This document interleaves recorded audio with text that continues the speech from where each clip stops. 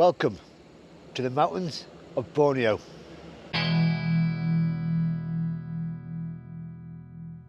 Hi, I'm Stu. I'm a backpacker from England and I am travelling around the world, going from here in Borneo all the way back to England by land and water. And I'll give you a quick look at the view, which is beautiful.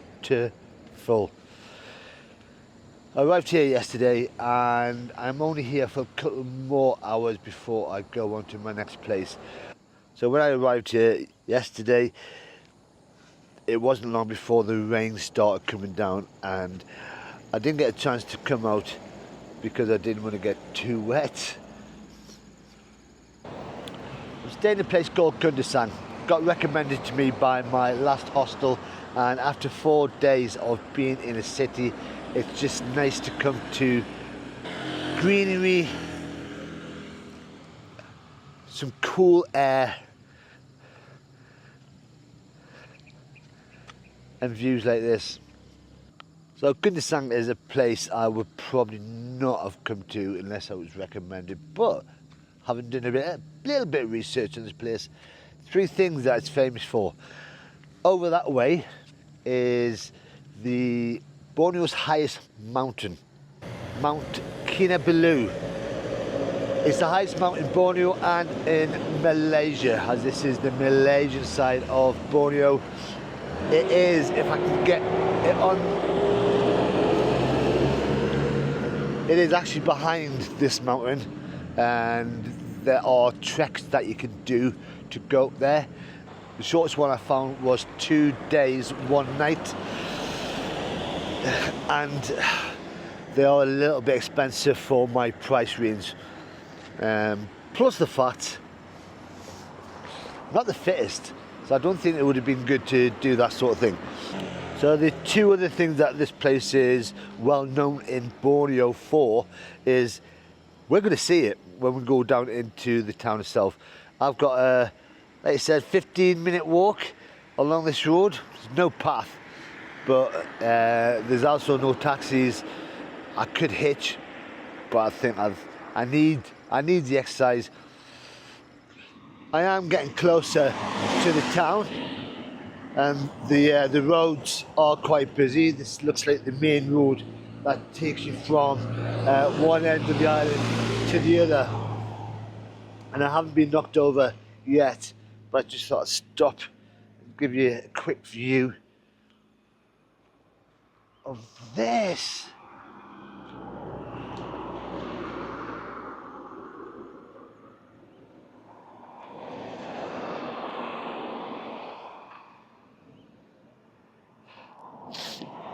Now, after being in the city for the last 4 days, and obviously before I got to Borneo, it's just been hot, of 30 degrees or more. So coming here, where last night it was 13 degrees, and I had a blanket around me, and it was just beautiful. But this is 1,900 meters above sea level. It's, at the moment, I think it's about 24 degrees, which is just right. I've got my shorts and t-shirt on.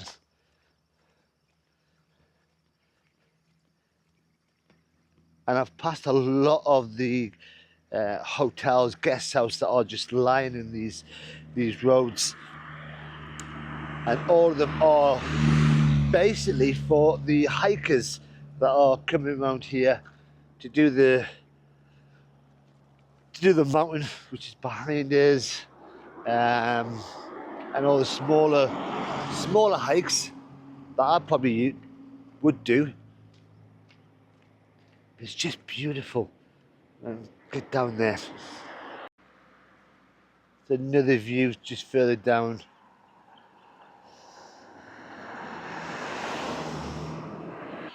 So Borneo is famous for its jungle, its rainforests, its orangutans, and I'm hoping to see at least one primate in the next couple of weeks of being here. but I think this is too populated by people, and I think you'd have to probably go to them forests over there to see any wildlife. But I'm still happy to be here. And I'm here in the town of Kundasang. It's been a 25-minute walk away from the guest house I'm staying in. And the reason I'm staying in is because the ones in the town are a little bit too expensive. £9 a night, 25-minute walk down. It's what I want. So, this is the entrance to the town.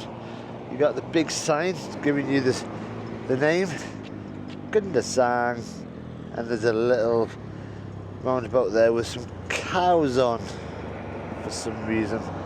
Oh, there's a dairy farm sign, that's why. But look at the view that goes around this place. Amazing. So I'm having a look at the map, there's two entrances into the town, there's that way or this way. I'm going to go straight ahead. So one of the big things that this town is well known for, and I don't want to say the word famous, is every single day they have a vegetable market. This market is well known throughout the whole of Borneo, and it attracts people from miles and miles around, even from Brunei. Now I don't know if it's a night market, day market. I'm assuming if they're travelling. In fact, no, there's loads of tents down there. Is that a gorilla? Oh my, what on earth? It's moving. Obviously not real, because he's got Spider-Man next to him.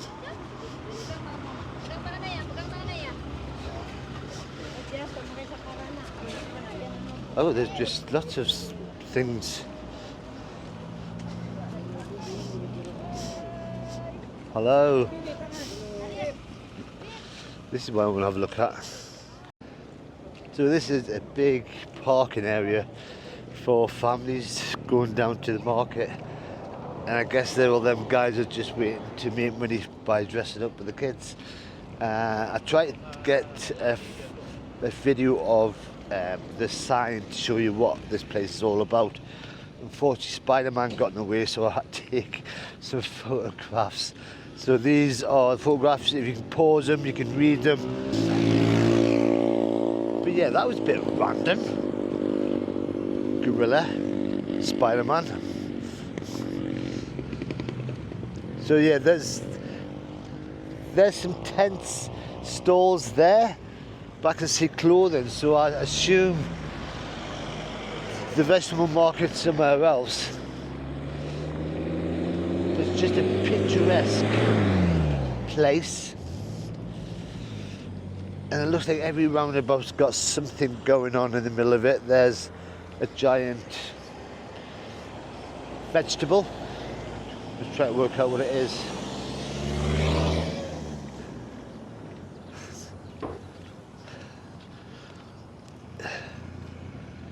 And all around you can just see sign after sign advertising homestays, hotels, guest houses. It's a busy old place. So it's 10 o'clock in the morning.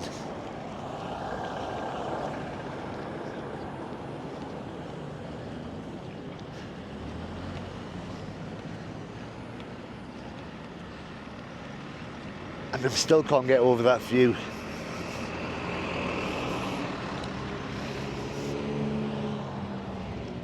So I'm just crossing the road, and you can see the amount of fruit, vegetables. Wow.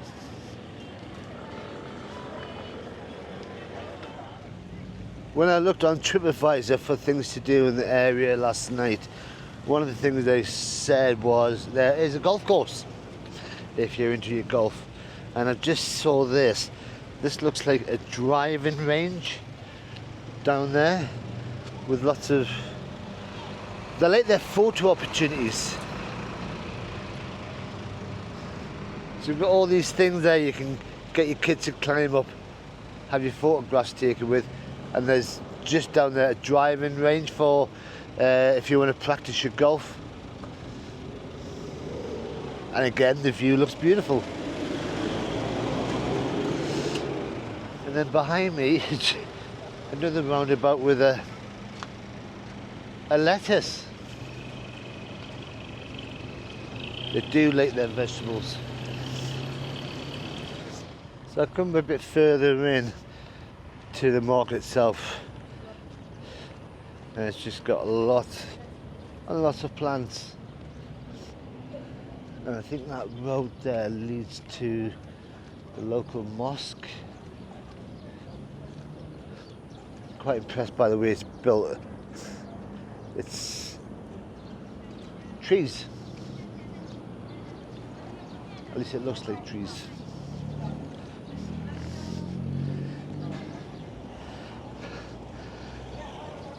So I'm guessing that at the altitude that we're at, the climate that we've got, it is ideal for growing the plants and the vegetables.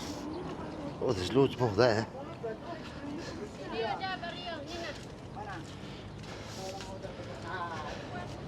And it just goes on and on and on. And it's not just this side, it's everywhere you look, they're selling vegetables and plants. Quite a cool little town. And it's somewhere that not many Westerners, backpackers would come to, which is a shame. If you are wanting your Western delights, there is, and it's the only probably Western thing I can see, we've got KFC. Right, I've come a bit closer to the markets just to see the sort of stuff they've got, because no idea what they are.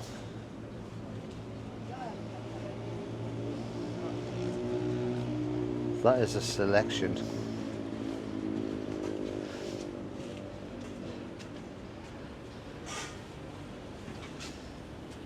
Wow, it's colourful.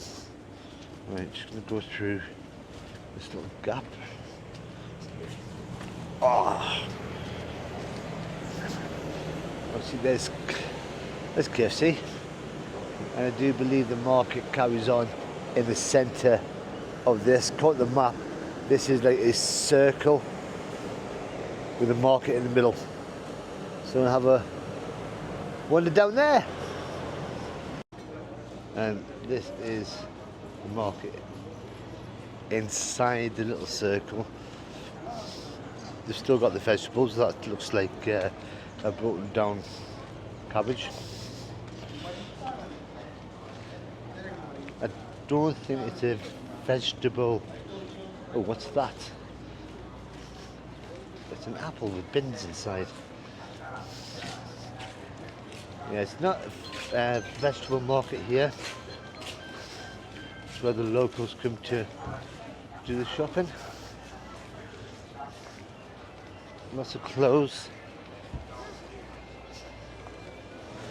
Right in the centre of this central market is locals selling the stuff.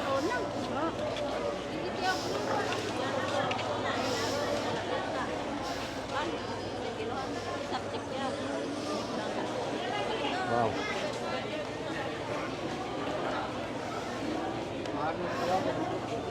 The other thing that this place is well known for is the Borneo War Memorial to the British and Australian soldiers who died in the death marches around here, and it's somewhere over that way, but as I'm walking my way through this market, I'm just going to go and try and find some place to eat because I've not had breakfast yet and I am hungry, and I think I'm just coming to, sorry, got this like a maze. Yeah, I've not had breakfast yet, and because I'm leaving at lunchtime to go to my next place, I don't think I want to grab any food at all, so this is probably the best time to get some dinner, breakfast, brunch.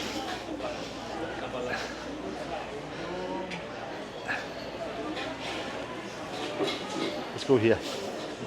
I've noticed that whenever I've been anywhere in the Philippines or in Borneo so far, the Malaysia side, whatever meal you go for, whether it be breakfast, lunch, dinner, supper, it's rice with something else. So I've just asked for the breakfast menu. This is what I've got. I just took a quick photograph of it. So I'm going for the nasi goreng ayam, which is basically chicken fried rice. Not exactly a breakfast meal, but it'll be something to have while I just watch the world go by.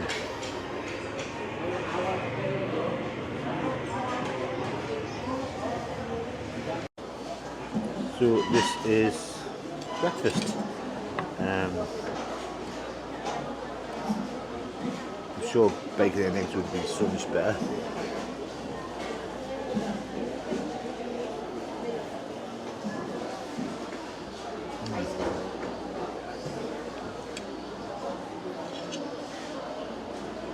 That is really nice. I mean, I've had rice every day for the last month, probably. You know, I like that. That was quite nice. I enjoyed that. It's filled me up. But now I'm heading into the Kundasang War Memorial. You got the flags of Australia, New Zealand and the UK. The two flags there is the Malaysian flag at the back and the state flag for this place. For this, so you've got a maintenance fee of 15 ringgit to go in.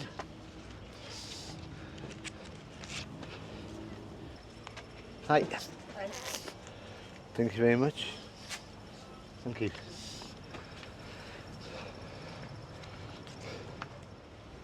Towards the end of the Second World War, you had Australia, New Zealand and British prisoner of war on this island, based in Borneo, and the Japanese decided to send them on a death march towards Sandakan. Obviously they were all malnourished, close to death, and a lot of them died. So this is a memorial to them. So we're just coming into it.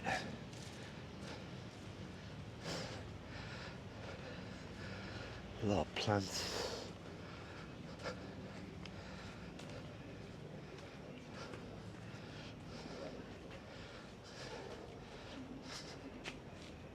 Bowing yet, not broken, gone, you're not forgotten. Wow.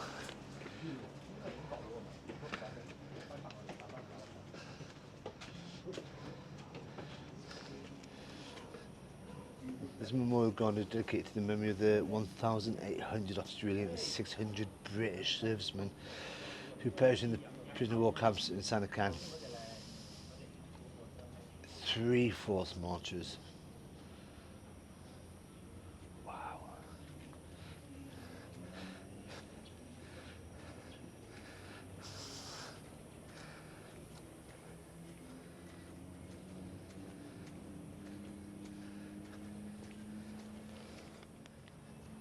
So peaceful.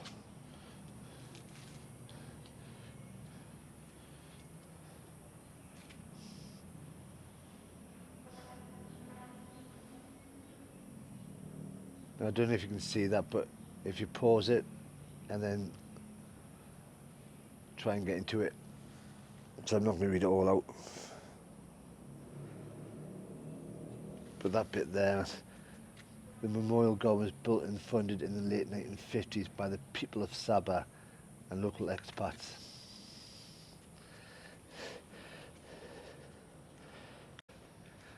Now when I saw the three flags, I assumed one of them was New Zealand. Not too good on my flags at the moment. So I believe that's the Australian side, this Australian Memorial Garden. And then you've got the English garden.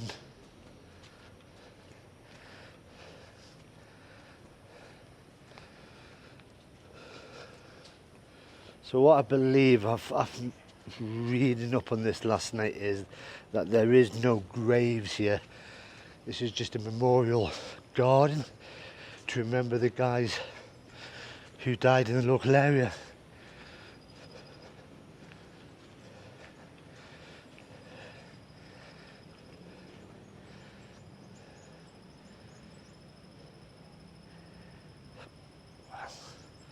And then you've got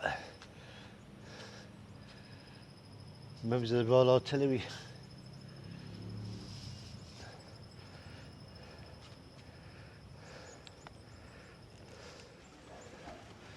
Oh wow.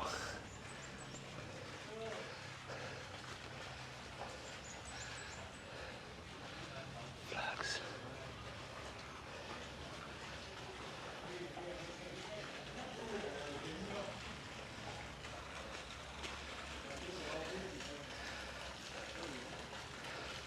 Oh, amazing. It's a hero list of all the names, people who died. And when you look at the ages, 21.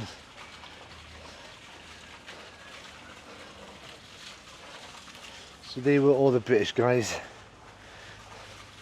And then there's all the Australian guys. 18 years old. 45.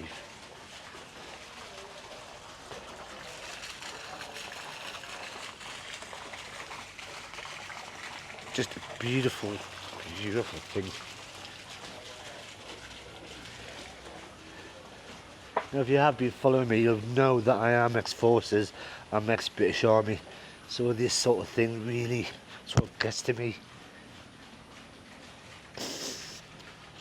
Just such a nice thing.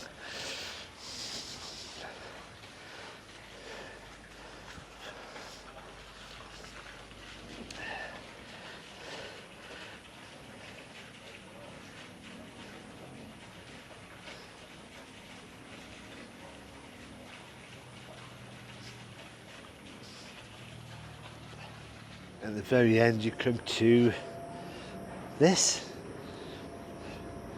which is Roman Greco style, and then you've just got a beautiful view.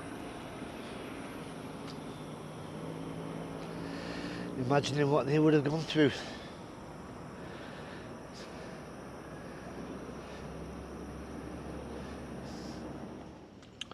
So you've got bits and pieces showing you the history of what happened. You've got their stories from the guys who were here, prisoner stories.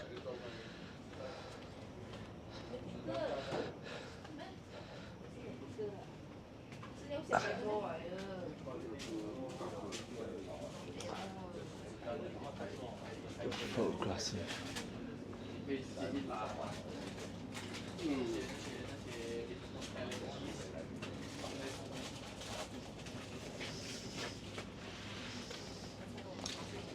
and then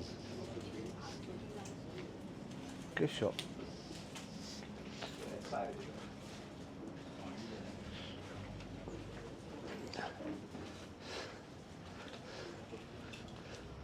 There is a bit of a cinema behind me that you have got to pay a 50 ringgit donation. Unfortunately, I've got no money on me, but I've been here long enough to soak up the feelings, everything. Although we've just had a short film, I've been here for about 45 minutes just looking around. But unfortunately, I've got to go now. It's coming up to 11:30. I need to walk back to the guest house because I've got to check out at 12 o'clock, and then I'm moving on to the next place. But this town is amazing. I would never even thought of coming here. And when you think of mountains of Borneo, you just assume that everyone's there to do hiking, climbing, fitness freaks. Not me. So I'm glad I've come here. It's been an eye-opener, and it's somewhere that you should come, definitely. But if you've enjoyed this video, please press that like button. If you want to see where I'm off to this afternoon, next week, next month, press that subscribe button because I've still got a long journey ahead. But until the next time, bye bye for now.